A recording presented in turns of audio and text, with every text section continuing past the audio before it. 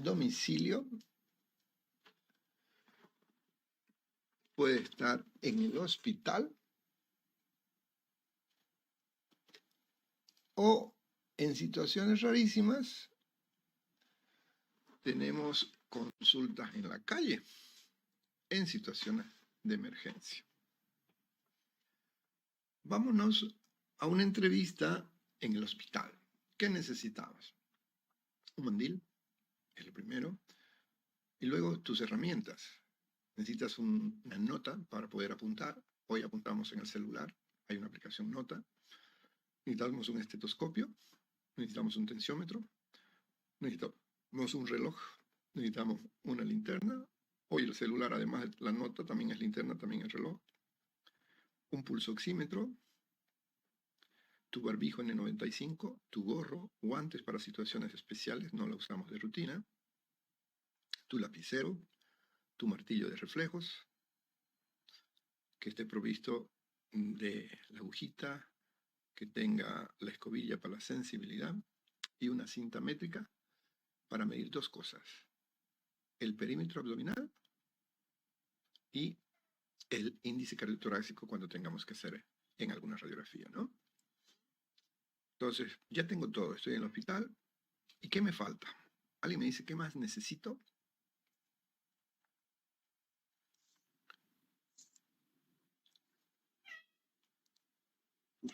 Un termómetro, doctor. Muy bien, necesitamos un termómetro. ¿Qué más?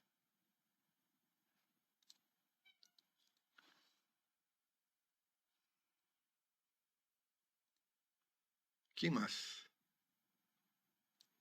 Un bajalenguas. Un bajalenguas, excelente, para poder ver mejor la garganta.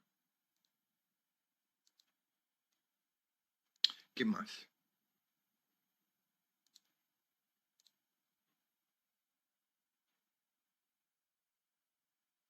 Y documentos: historia clínica, recetario, órdenes de laboratorio, nuestro sello. Básicamente es lo que vamos a necesitar para hacer una entrevista. La entrevista, primero hacemos con las notas. Apuntamos para un borrador para que después nos sentamos a hacer nuestra historia clínica. Repasando un poquito historia clínica, el documento médico legal, donde registramos todo, que debe estar guardada durante 5 o 10 años, dependiendo de la institución. La norma sí lo exige. Se me vino la idea de que no he controlado la tarea. Ok, luego controlo la tarea. Comenzamos. Necesito un voluntario o voluntaria.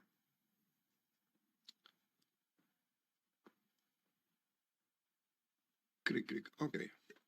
Vamos a hacer un monólogo entonces. ¿Valeria? Sí, doctor. ¿Me ayuda? Claro. Ok, vamos a imaginar que usted es una paciente, ¿sí? Ok. Entonces, fíjense, primero en la entrevista, ¿cómo está Valeria? Soy el doctor Germán Toledo. ¿Me puede decir su nombre completo? Imagínese un nombre ficticio que sea una persona ficticia. Ok, buenas tardes, doctor. Me llamo Sandra Rueda. Ok, Sandra, ¿cuántos años tiene? Tengo 35. ¿A qué se dedica? Trabajo como cajera en un supermercado. Muy bien, fíjense, de los 19 o 20 elementos de la afiliación, lo primero que estoy comenzando es el examen físico. Antes de preguntarle su nombre, qué hace, estoy mirando a quién tengo al frente. Si es una persona que está consciente, está inconsciente, está alerta, está confusa, está respirando bien, se la ve tranquila. Todo eso estoy haciendo mientras he empezado la anamnesis. Se hace simultáneamente la entrevista, el examen físico, inspección con anamnesis paralelo. Y de estos 20 elementos, lo primero que vamos a hacer es, primero, ¿cómo se llama el paciente? Luego, cuántos años tiene y luego a qué se dedica. Los otros elementos que me faltan lo voy a obtener durante la entrevista. Entonces solo voy a preguntar. La fecha no la pregunto porque sabemos que es ahora. El número de historia clínica, ahí, ¿qué tenemos que poner? Las iniciales de nuestro paciente más 3 dígitos. 001 o si quieren 4 dígitos, 0001 y sus iniciales. Eso de cajón, eso no lo pregunto. Luego, el hospital, por defecto vamos a poner San Juan de Dios, servicio, puede ser emergencia, puede ser terapia, puede ser medicina interna, puede ser neumología, en cualquiera de los servicios nos vamos a desplazar. Ahí donde esté, veo al paciente en qué cama está. El sexo, no lo pregunto, pero sí tengo que tener en cuenta que además de hombre y mujer, pueden haber otras alternativas. Y esas otras alternativas es como voy a tratar al paciente. Pero en el registro solo tengo 2 opciones. Hombre o mujer, porque lo que me interesa es desde el punto de vista biológico de esa persona. Pero la ley le permite a la persona, si quiere ser hombre, si quiere ser mujer, ser tratado como tal. Para no entrarnos en conflicto, como hemos visto la ley 3131, el paciente tiene sus derechos. La fecha de nacimiento muchas personas no recuerdan, especialmente la gente del campo mayor o alguien que tenga problema. Entonces, si no tenemos la fecha de nacimiento, ¿cómo calculo la edad? Si el paciente no sabe su edad, con la fecha de nacimiento puedo calcular. O si no tengo ninguna, simplemente con la edad aparente. Entonces, pongo en fecha de nacimiento, en edad, edad aparente. Y en fecha de nacimiento, interrogante, porque no hay. ¿Ok? Entonces, el lugar de nacimiento, la procedencia, la residencia, que no es lo mismo la procedencia que la residencia, lo voy a obtener a medida que estoy haciendo generalmente los signos vitales, ahí pregunto estos otros datos. Cuando me toque anotar la dirección, debo anotarla completa, que incluya en qué zona es, qué barrio es, qué calle es, qué número es. En caso de enfermedades de notificación, por ejemplo, rabia, fiebre amarilla, tengo que hacer un croquis más. El teléfono es importante por si hay que comunicarse con el paciente, o siglo XXI, todos tienen correo electrónico. La profesión no es lo mismo que la ocupación. Yo puedo ser un profesional y estar desarrollando otra actividad, por ejemplo, comerciante. El estado civil hay que tomarlo en cuenta en el sentido de que hay personas que dicen que son solteras, pero tienen mujer y tienen hijos, pero ellos no se han casado, entonces el estado civil es soltero. No, lo que tenemos que preguntar en antecedentes familiares, ya vamos a ver cómo lo vamos a hacer. La religión no debemos olvidarnos porque hay situaciones en que no podés transfundir sangre si el paciente su religión no lo permite y es conflicto. Y la raza no la preguntamos, la vemos. Entonces, Valeria, ¿cuáles son los datos de la afiliación en que se ven y no necesitan preguntarse? Los que se ven y no necesitan preguntarse serían sexo, ¿Ok? edad, porque como dijo, no siempre recuerdan su edad, entonces sacamos una edad aparente, y raza. Correcto, correcto. Entonces, esos datos. Pero, a ver, yo voy a ser el médico. El paciente, usted es el médico. Comience, por favor. Ok. Buenas tardes, me presento, soy la doctora Valeria, un gusto. ¿Me podría indicar su nombre completo, por favor? Me llamo Raúl Flores Gray. Ok. ¿Cuántos años tiene? Tengo 25. ¿En qué se encuentra trabajando? Disculpe. Soy estudiante universitario, doctora. Estudiante. Muy bien. ¿Cuál fue su fecha de nacimiento? No, por favor, recuerde, los datos que me faltan de la afiliación, Valeria, ya no lo pregunto en este momento. Que quede claro, solo me voy a quedar con estos 3, porque con estos 3 me estoy dando cuenta si el paciente me escucha, si me entiende y estoy valorando su estado neurológico. ¿Ok? Después pasamos a motivo de consulta. Generalmente le preguntamos al paciente qué le está pasando y comienza a decir, ¿sabe qué, doctor? Desde hace 4 días ya no puedo más, tengo una tos que no me deja ni comer ni dormir toda la noche, ya no lo aguanto. O sea, ¿cuál sería el motivo de consulta? Solo tos. Los detalles que no lo dejan dormir, que no lo aguante, eso no lo coloco, lo voy a poner en la enfermedad actual. Y don Pedro, doña María, ¿tiene alguna otra molestia? Sí, doctor, también estoy con fiebre. ¿Ok? ¿Algo más? Sí, mucha flema, doctor. Ok, motivo de consulta, tos, flema, fiebre. Y de ahí comienzo a desarrollar la enfermedad actual. Aquí en la enfermedad actual es crítico que siempre iniciamos preguntando ¿desde cuándo? Doctora Valeria, motivo de consulta de su paciente, está con tos, tiene flema y tiene fiebre. Comience a desarrollar la enfermedad actual.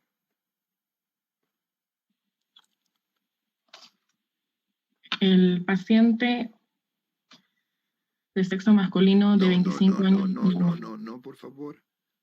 Ok. Se supone que está haciendo la anamnesis y debemos desarrollar la enfermedad actual. Trate de concentrarse. Deme un número, por favor. 4. 4. Apague su cámara, por favor. 4. 2, 3, 4. Viviana Sánchez, activa tu cámara, por favor.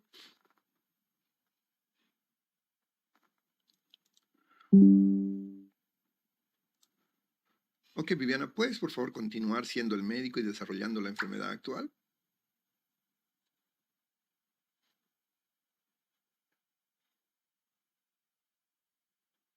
¿Me escucha, señorita Sánchez?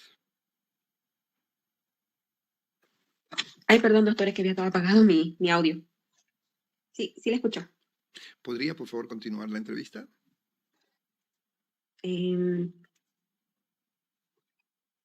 Sería, pregunto, los antecedentes no patológicos, el que continúa. No. Estamos recién en enfermedad actual. Ok. Apague su cámara, por favor. Cuando entramos a la enfermedad actual, lo primero que tenemos que hacer es siempre desde cuándo. Ya tengo 3 elementos para preguntar. Tos, flema, fiebre. ¿Con cuál quiero comenzar? ¿Cuál es el más molestoso para el paciente? ¿La tos, la flema o la fiebre? Da lo mismo el orden de los factores, pero lo primero que el paciente me dijo es tos, entonces la tomo como lo más importante la tos. No porque sí sea lo más importante, porque todo lo voy a tomar en cuenta, pero sí el paciente se va a sentir que lo estoy escuchando. Entonces, doña María, ¿desde cuándo está tosiendo? Primera pregunta, ¿desde cuándo? ¿Cómo es la tos? Segunda pregunta. El cómo es una respuesta abierta, me puede responder de diferente manera, pero lo que yo estoy buscando es conocer la intensidad de la tos, la frecuencia de la tos, la evolución de la tos y la forma de presentarse. Entonces, como no me entiende el cómo, le digo, doña María, su tos es más en la mañana, más en la tarde o más en la noche o todo el día. Y ahí me responde el paciente. Esta tos cuando le viene, ¿cuánto le dura? ¿Es un ratito o le dura largo? Esta tos cuando le viene es fuerte, como que le quite la respiración. Entonces el cómo queda abierto. Entonces, intensidad de la tos, evolución de la tos, frecuencia de la tos, entre los datos que voy obteniendo. Luego me dice, doña María, que está con flema. Otra vez, ¿cuál sería la primera pregunta? ¿Desde cuándo? No siempre comienza la tos con flema, a veces primero es la tos y después es la flema. Y le tengo que preguntar, ¿desde cuándo es la flema? ¿Cómo es la flema? ¿Qué color es la flema? ¿Qué cantidad es la flema? ¿Qué volumen es la flema? Si se acompaña con otra cosa, por ejemplo, que tenga algo de sangre. Tengo que caracterizar completamente todos los elementos.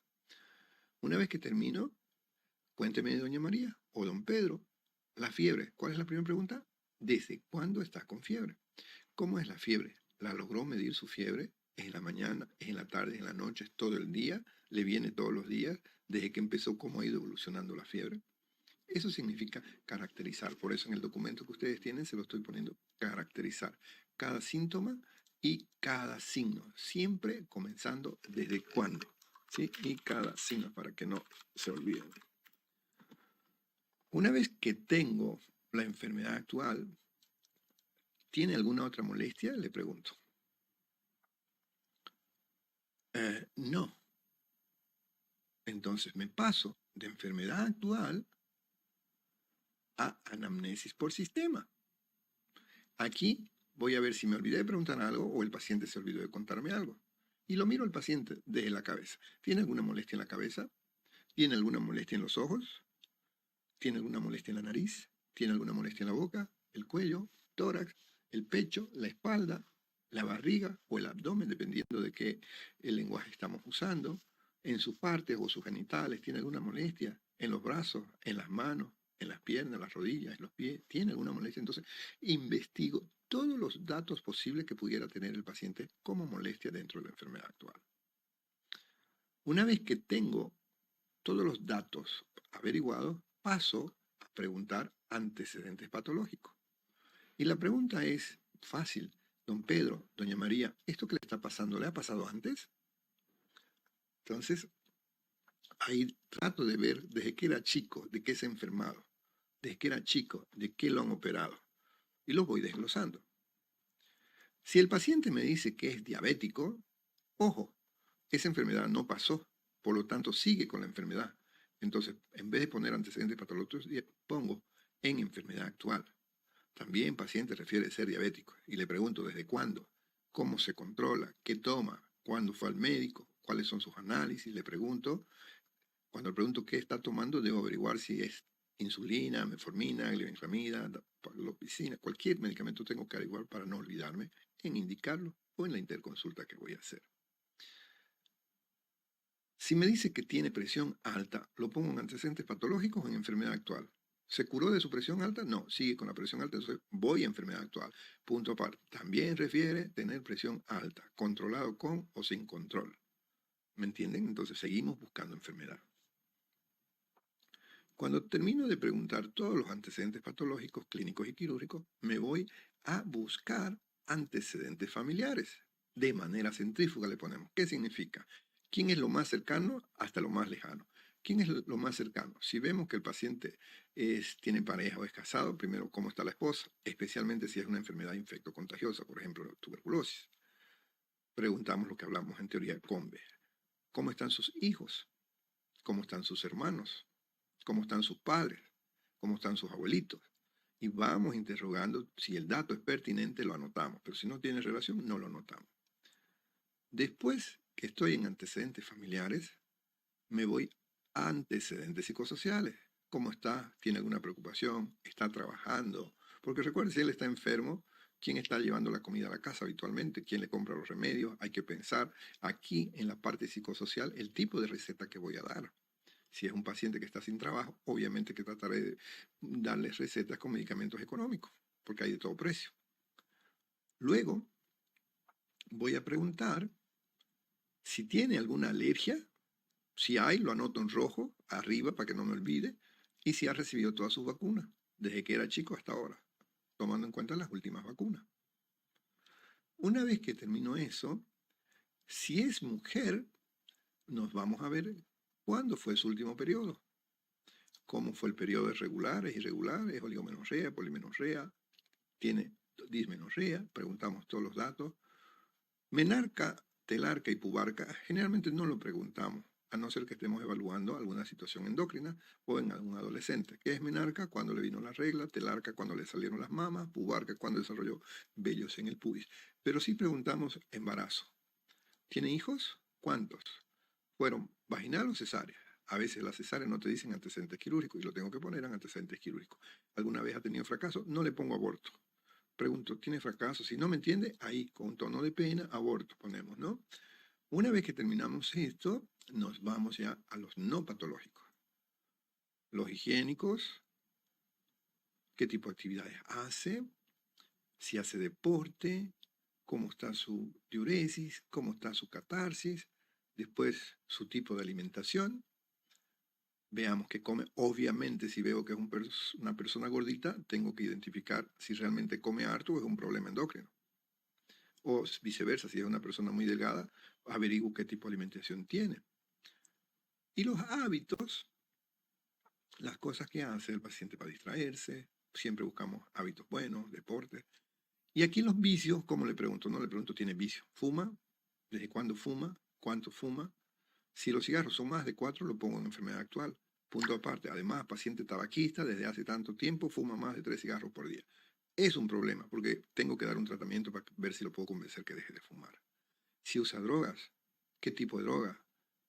Morfina, marihuana, LSD, tantas que hay ahora en la ciudad, ya tenemos de todo y nos llegan pacientes con de todo. Si bebe, desde cuándo bebe, qué tipo de bebida y si hay signos de alcoholismo, es decir, que bebe todos los días, aunque sea una cerveza, ya lo ponemos en enfermedad actual. Punto aparte. También refiere a uso de bebidas alcohólicas todos los días desde hace tanto tiempo. Interconsulta con psiquiatría, posible alcoholismo, cuando nos toque darlo de alta, ¿no? Entonces, fíjense que la anamnesis no la completa hasta después que le das la mano al paciente. ¿Por qué? Porque cuando estés haciendo el examen físico, si tocas abdomen y le duele, tenés que volver a hacer anamnesis.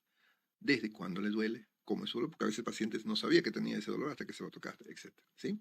Ok. Una vez que he completado mi anamnesis, paso a hacer, ¿qué cosa? ¿El examen físico? No, el examen físico ya comenzamos a hacer. El examen físico puede ser inspección, palpación, percusión, auscultación y algunas maniobras técnicas, depende. Entonces, cuando termino la anamnesis mientras voy desarrollando la inspección, paso seguidamente viendo Mario, viendo a doña María, don Pedro, ahora va a pasar a la camilla, lo voy a examinar. O pase a esa habitación, por lo que sea una bata, y vuelve a la camilla para que lo examine. Si en el hospital lamentablemente no tenemos esas condiciones, así que tenemos que directamente ahí, ¿sí? Ok, entonces, ¿qué comienzo en la parte ya cuando paso a dejar la inspección? Ahí comenzamos primero. Yo lo que acostumbro a hacer es, le agarro la mano para darme cuenta cómo está su palma, si está húmeda, está seca, eso me dice cómo se siente el paciente. Seguidamente le coloco el tensiómetro y aprendimos a poner tensiómetro a 2 centímetros por encima de la flexura, con la manguera de la parte media hacia adentro, ¿no? Y además con el diámetro apropiado. Pero todavía no le tomo la presión. Seguidamente, en el otro brazo le coloco el termómetro. Le digo que no lo vaya a tumbar para que no se quiebre, especialmente si son los antiguos, aunque los digitales no tenés que esperar mucho, no se distraen, en 30 segundos ya te dice pip, pip. Una vez que tengo eso, lo primero que paso a hacer es inspección. Me voy con la frecuencia respiratoria. ¿Cómo está su frecuencia respiratoria? Pero mientras estoy tomando la frecuencia respiratoria, estoy percibiendo simultáneamente el pulso. Mi cerebro puede hacer dos cosas. Entonces, mientras estoy contando, estoy viendo si el pulso, su fase de ascenso, su meseta, su fase de descenso, es regular, es irregular, cómo está lleno, está débil. Toda esa información la voy captando. Y en el minuto que conté la frecuencia respiratoria, comienzo luego a contar cuántos pulsos. Y el pulso que obtengo tiene que ser similar al que tenga con la frecuencia cardíaca. Entonces, inspección, frecuencia respiratoria. Palpación, pulso arterial. Luego me voy a hacer la presión arterial palpatoria, es decir, es como que si estuviéramos tomando la presión, pero no pongo el estetoscopio, solo el pulso. Cuando desaparece, insuflo 20 más, después voy desinflando suavito. Cuando aparece el pulso, esa es la presión palpatoria, que corresponde 10 más menos a la sistólica. Luego paso a la presión auscultatoria en los dos brazos. Si la encuentro elevada, tomo 3 presiones, de ahí saco la media. Y luego cuento la frecuencia cardíaca. Pero no lo hago en este momento. La frecuencia cardíaca la voy a contar cuando esté examinando el corazón. ¿Sí? Solo hasta aquí. Entonces, frecuencia respiratoria, pulso, presión palpatoria, presión auscultatoria, veo cómo está la temperatura y además le pregunto al paciente cuánto pesa. Si no sabe, yo lo peso. Cuánto mide, si no sabe, yo lo mido, porque debo obtener el índice de masa corporal, que es el peso sobre talla al cuadrado. ¿Ok? Luego guardo el termómetro, guardo mi tensiómetro y paso a examinar por regiones. Cada elemento que estamos colocando se tiene que examinar. Cabeza, la miro, tengo que ver cómo está el cabello, la calidad del cabello, la implantación, la forma del cráneo. Después me voy a la palpación, cómo está, si no hay alguna alteración en la palpación. Percuto solo en cuestión de sinusitis el cráneo. Ausculto solo cuando sospecho arteritis temporal del cráneo. De ahí me voy cómo son los ojos. Tengo que mirar uno por uno, ver los párpados, mire para arriba, le levanto el párpado, eso ya aprendimos en semiología, estoy viendo cómo está el globo ocular, cómo están las conjuntivas, si hay lágrimas, voy viendo la córnea, entro a la cámara anterior para ver cómo está el humor acuoso, veo cómo está la pupila, veo cómo está el iris, la retina en ocasiones con fondo de ojo, igual que el humor vítreo. Estoy evaluando los ejes, lo cual me dice la función de los músculos. Le digo, mire para un lado, mire para el otro, mire para arriba, mire para abajo. Si es necesario, hago la campimetría como hemos aprendido cuando sospechamos alguna hemianopsia o cuadrantopsia. De ahí me voy a la nariz, le pregunto si tiene algún problema para oler, reviso fosa nasal de un lado, fosa nasal del otro lado, tengo que ver con mi linterna cómo está la mucosa nasal, está húmeda, tiene algún color, alguna perforación, como en el caso de algunas enfermedades, cómo está la secreción mucosa y ver los cornetes homeatos. Luego que terminé de revisar las dos fosas, me voy a la boca, veo los labios, levanto los labios, veo la mucosa, las glándulas salivales, si están ahí las salivas, si tengo dudas, agarro, le pregunto al paciente, ¿le gusta la limonada? ¿Cuál limonada? ¿De limón chico, de limón grande, de limón verde, amarillo? Con esas 4 palabras le has estimulado su reflejo y vas a ver que comienza a tener agua en la boca, saliva, ¿no? Veo los carrillos, la gingiva y cómo están sus piezas dentales. Luego reviso la lengua, levante la lengua, veo el paladar duro, paladar blando, la úvula, faringe. Luego me voy al oído, ¿no? Pregunto si tiene algún problema auditivo, lo he examinado, veo el pabellón auricular, cómo está el trago, el antitrago, el hélix, el antihélix, lo debo describir todas las zonas, verifico la permeabilidad del conducto auditivo, si puedo, hago un examen de la membrana timpánica y si tengo duda de la capacidad auditiva, hago las pruebas de audición, ya sea con los dedos o con el diapasón. No me vayan a poner cabeza normal, cara normal, no. Tenemos que describir todos estos elementos, por eso le estoy dando el detalle. En cuello, inspección, sus características de simetría, ver los músculos, especialmente el esternocleidomastoideo, la simetría en la tráquea, si la tiroides se ve, las carótidas están presentes, cómo están sus latidos, cómo están las yugulares, y de ahí me voy a la palpación. Veo si no hay ganglios, toco los pulsos carotídeos, primero un lado, luego el otro, sin tener el riesgo de no provocar un masaje carotídeo. Valoro cómo está la movilidad del cuello con la palpación. Auscultación del cuello, sí. Tráquea y vasos. Percusión del cuello, no lo percutimos el cuello. De ahí me voy a examinar el tórax, cómo está la caja torácica, aquí tengo que descubrirle la ropa, si hay algún tipo de lesión, veo cómo es la respiración, veo cómo es su expansibilidad, si hay simetría, etc.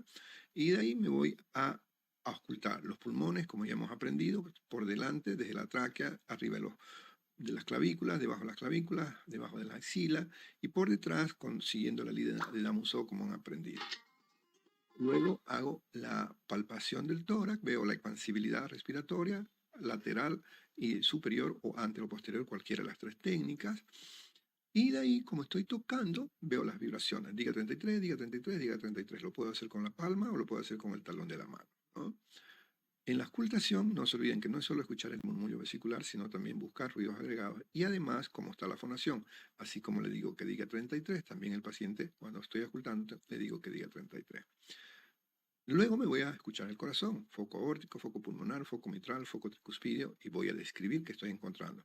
Ruidos normofonéticos, o hipo o hiper, regulares o irregulares, S1 o R1, primer sonido, ruido 1, presente o ausente, desdoblado, R2, y si hay algún ruido agregado, soplo, clic de apertura, chasquido. Entonces no me pongan corazón normal. ¿Cómo está el foco aórtico? Con cada una de las características que hemos hablado. No ponemos foco aórtico por mitral y tricuspidio sin alteración. No. ¿Cómo está en foco aórtico? ¿Cómo está el S1? ¿Cómo está el S2?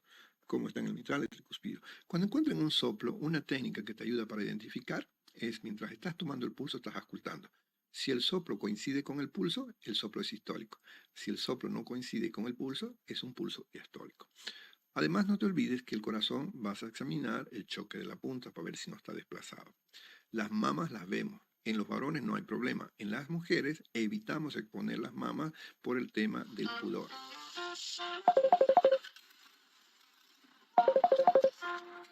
Disculpen. Hola, doctora. Estoy en clase. ¿Le puedo volver la llamada? Buenas tardes, ¿cómo está, doctor? Una consultita. Entró el familiar de la doctora Méndez, Julio César Monasterio, y me dice que lo va a seguir el doctor Joel Hurtado, que es un médico particular de ellos. Sí. No hay problema. Solo que, no, si no está habilitado, nosotros le hacemos por él. ¿Ya? Bueno, ok. Lo que sí, ya yo mañana verifico sus credenciales y tiene todo. ¿Ya? Sí, porque no lo he visto nunca acá. En las Américas lo he visto, pero acá no. No, mañana verifico, solo se le da gusto al paciente primero. ¿Ya? Perfecto. Gracias. Disculpen. Entonces, les decía, en las mujeres cuidamos el pudor, pero si le preguntamos, obviamente si yo estoy solo y tengo necesidad de mirar, le miro primero en la parte del torso sin mostrar el pezón, luego cuando estoy examinando el abdomen levanto sin mirar el pezón y ya después disimuladamente veo el pezón cuando la mujer es muy vergonzosa. En el abdomen, inspección sí, la forma del abdomen, si hay alguna alteración, la palpación, siempre palpación superficial y palpación profunda, la percusión la hacemos y la ocultación la hacemos. Tenemos que identificar en cavidad abdominal cómo está el hígado, es palpable o no palpable, cómo está la vesícula, cómo está el bazo, cómo está el estómago, intestino grueso, intestino delgado, en los riñones, los puntos renureteral anterior, el superior y el medio, el inferior no se palpa por delante, tenemos que evaluar. En la región inguinal miramos, tocamos, pero en el hospital evitamos exponer por el pudor sea hombre o sea mujer. Y siempre que estamos terminando el examen abdominal, hacemos la puño percusión buscando las maniobras de Giordano para ver si no hay alguna inflamación renal. Los genitourinarios no los miramos, solo le preguntamos. ¿Sí? Recordamos cómo es la característica del monte Apolo, que tenemos que preguntar cómo está el pene, si tiene alguna prueba, entonces debemos describir. En la mujer de igual manera. En músculo esquelético valoramos la columna, tanto del cuello, la columna dorso-lumbar, y vamos a valorar el miembro superior e inferior. Pongo mano, antebrazo, codo, brazo, hombro. En detalle me tienen que describir. No me pongan miembros en particular. No, ¿cómo está su pie?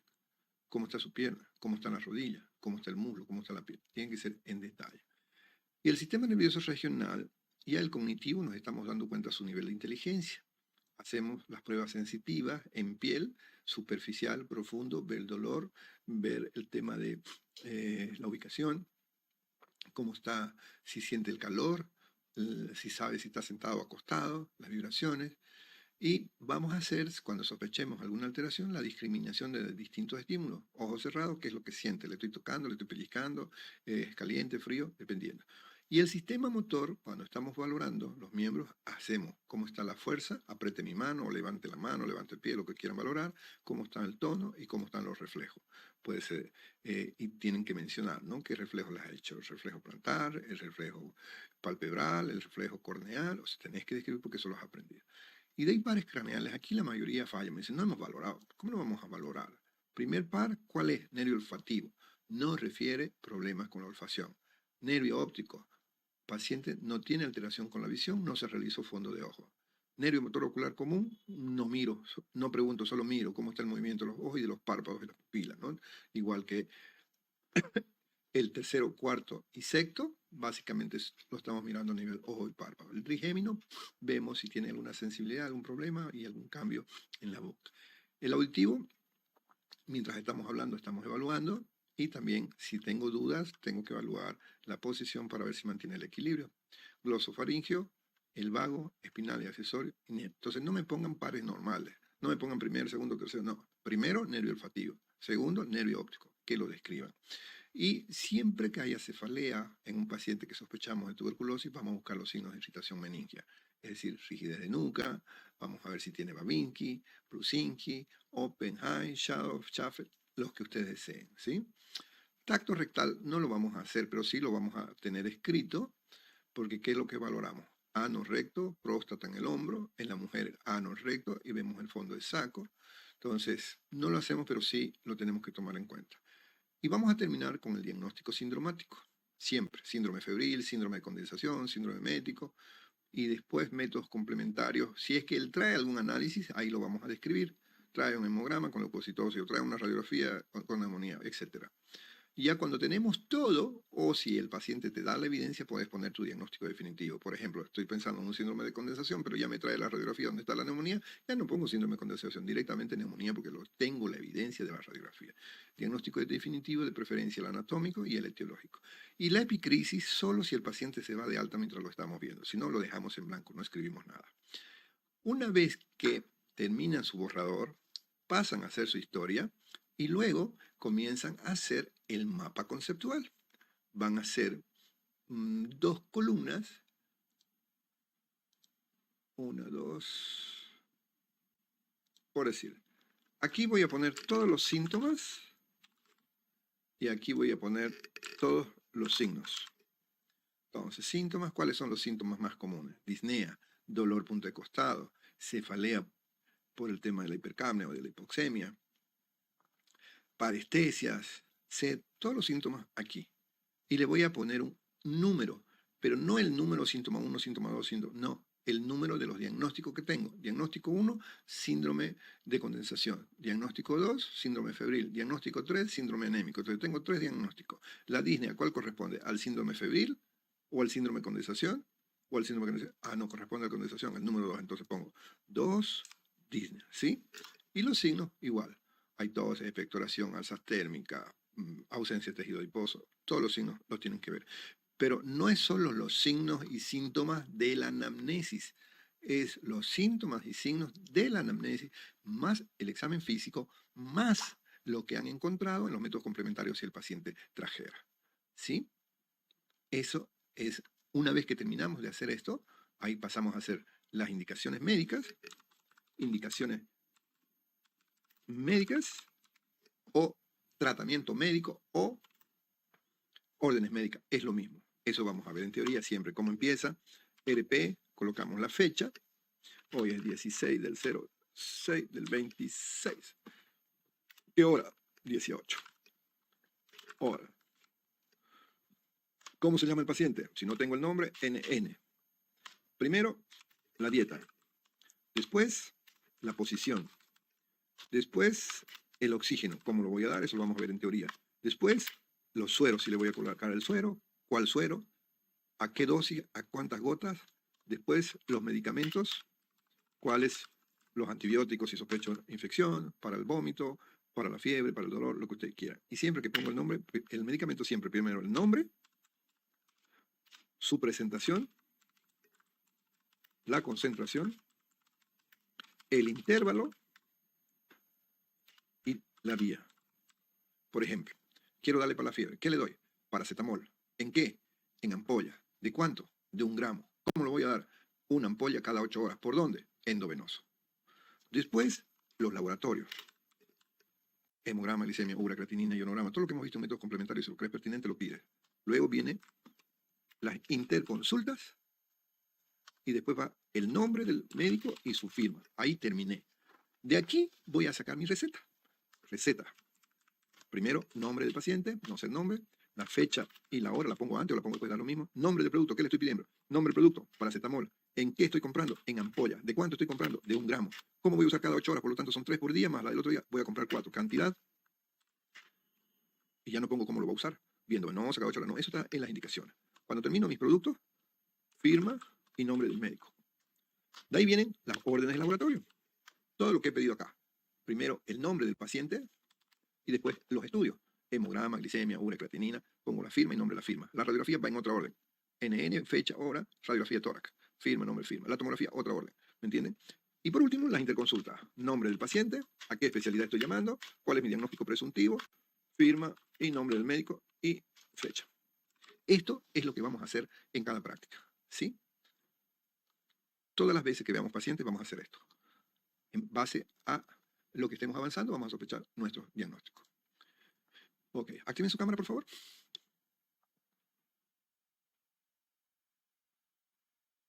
¿Alguna pregunta? La exploración del cuello, ¿por qué no se debe hacer un masaje carotidio en esa parte? Porque si tocas la parte de la carótida y haces un masaje, activas el reflejo y puedes provocar una bradicardia que puede ser muy severa y puede hasta morir el paciente. Eso en cardiología debes recordar un poquito que cuando tenés una taquiarritmia, una taquicardia sinusal, antes de usar amiodarona o alguna medicación, primero se intenta con masaje carotídeo. Se usa como terapéutica.